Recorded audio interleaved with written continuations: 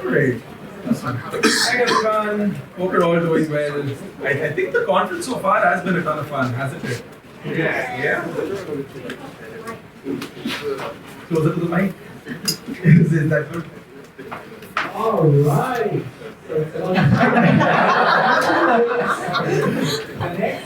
You know, for some reason I was just expecting that, but it's always good to have sharing it out.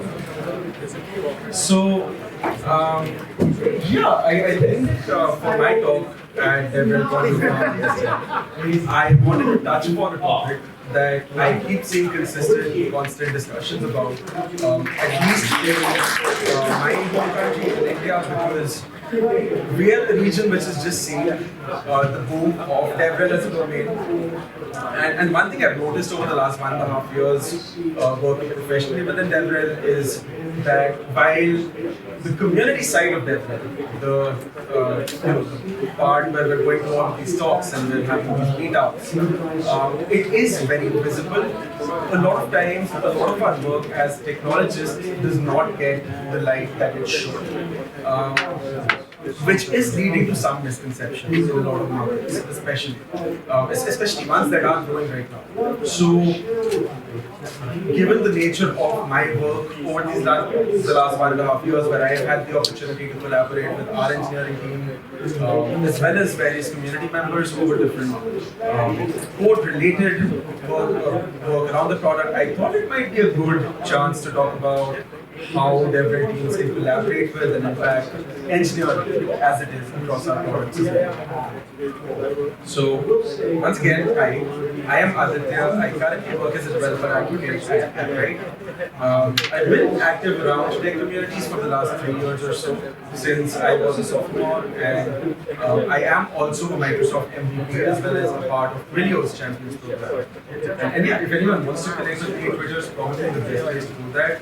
Aside from that, I have my portfolio up there as well. So, yeah, if you want to ping, talk about tech, football, pizza for sure, that's probably the best place to connect.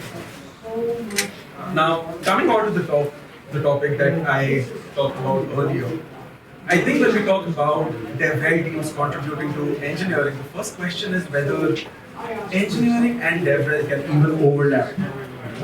Because these are two disciplines that we see having the potential to collaborate, but is that even possible?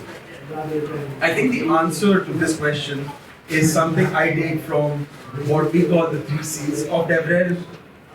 So when we talk about the 3 C's, is anyone here who's aware of those? We've got a few people. Would anyone like to name these? Siddharth. Code, content, community. Awesome. Yeah, that's the right answer. So when we talk about the 3 C's of DevRel, we've got code, of course, we've got content, and we've got community.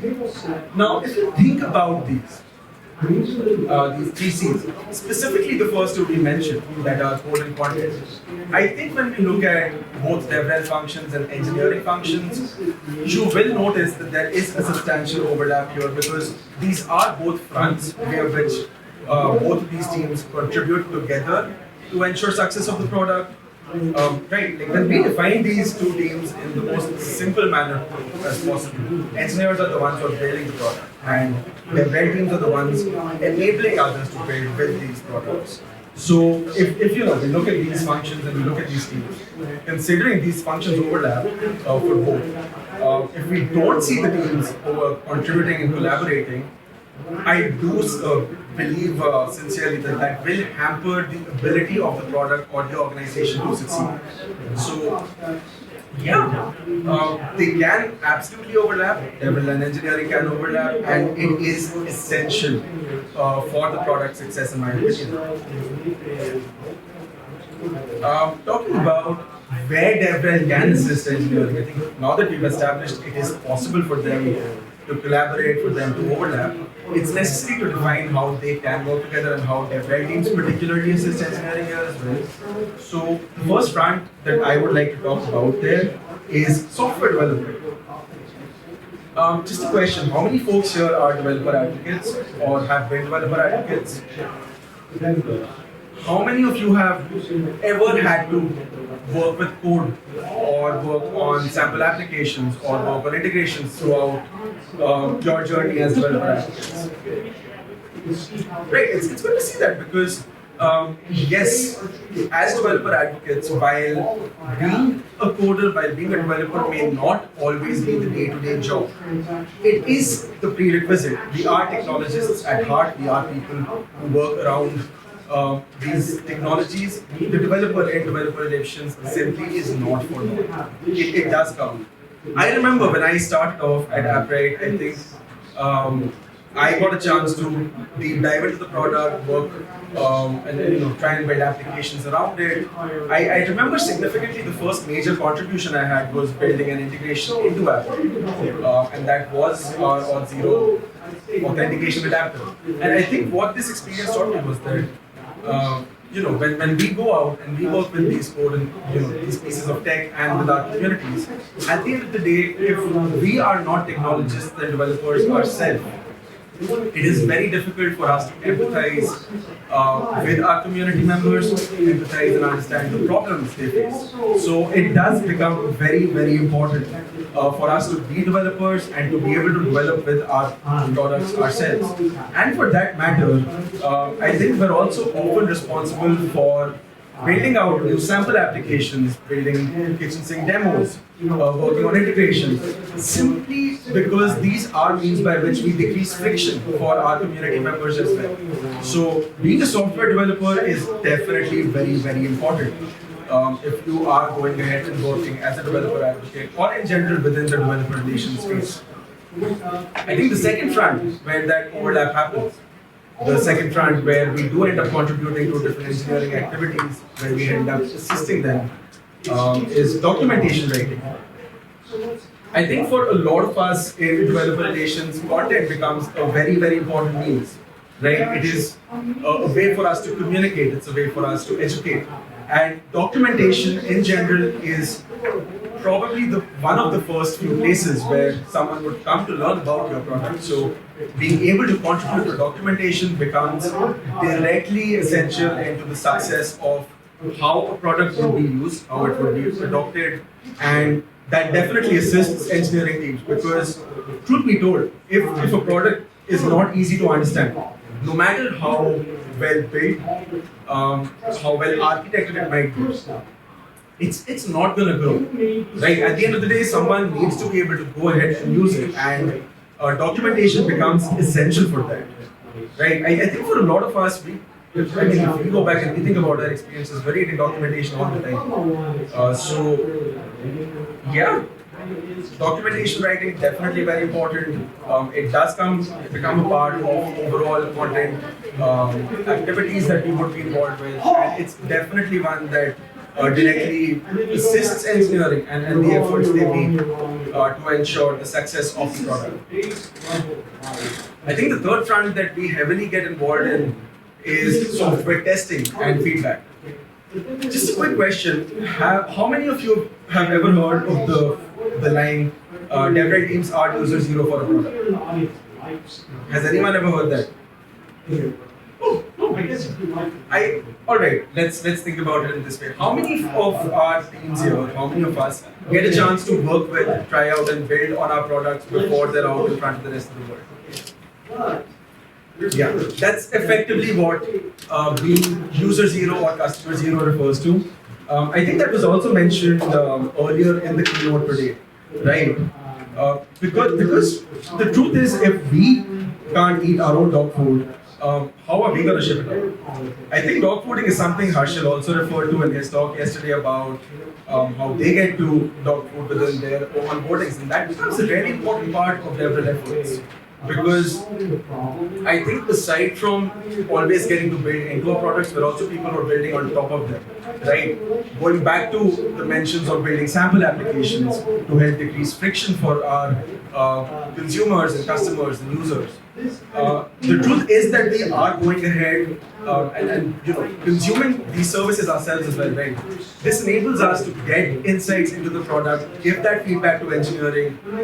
So if there's something that's going wrong, we're the first people to get access and to get those eyes on and get that feedback in so that we can constantly help improve the products we are endorsing and supporting, right?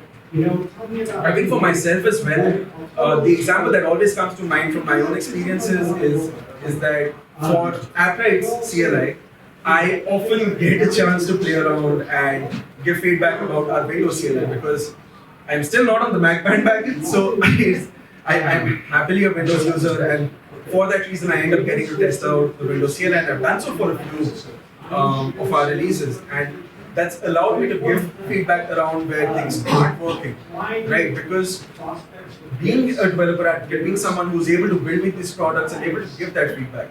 So yeah, being able to give feedback, being able to test our APIs, our services, to build on top of them, to hack with them, is definitely a major advantage that we can give our engineering teams before our products are going out. Last but not the least, technical support. Just a question, how many of us have ever had a chance to communicate on Stack Overflow or our community forums to help out with our products? Lots of hands going up on that one. Right, and the truth is that's something we all do on a regular basis.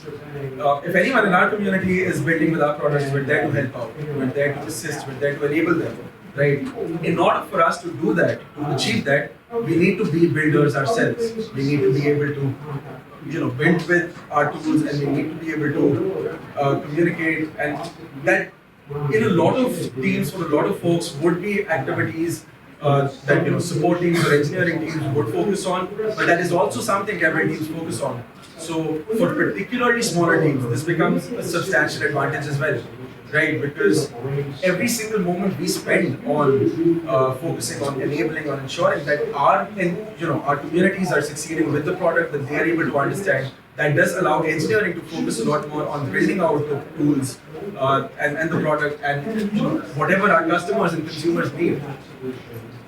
So it, aside from assisting engineering, it also allows us to decrease friction and create an easy entryway for people to build and directly, consume our products, thus ensuring success of these products themselves. So yeah, to conclude, DevRel and engineering teams are essential for development and growth of our products, and they definitely need, they both need to interact, to collaborate for the success of any developer first or developer plus product. Essentially any product that is consumed and used by developers.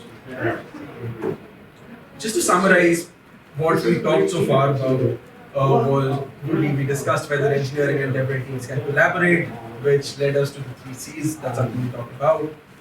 We also discussed where DevRel teams assist engineering work, where we talked about areas where DevRel teams contribute by developing software, providing technical support, documentation writing, as well as testing and feedback. And yeah, that's about it for the topic. Just one little thing.